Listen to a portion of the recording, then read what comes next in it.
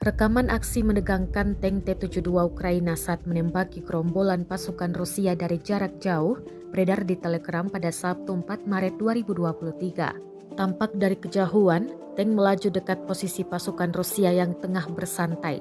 Aksi tank terekam kamera drone pengintai Ukraina. Setelah mencapai titik tembak, rentetan serangan diluncurkan tank. Beberapa pasukan Rusia terekam tersungkur akibat tersambar tembakan tank, namun tidak dirincikan total pasukan Rusia yang dieliminir, termasuk lokasi penyerangan kali ini.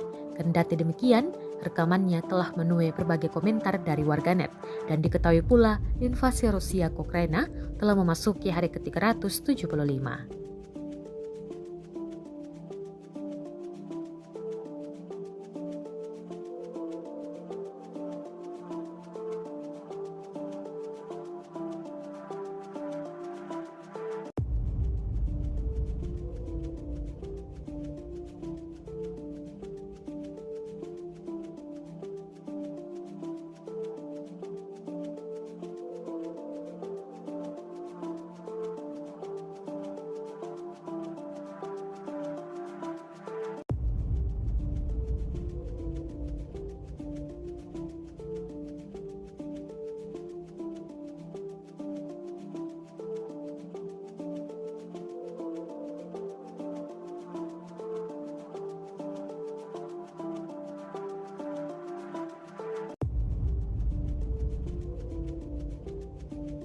Terima kasih sudah nonton.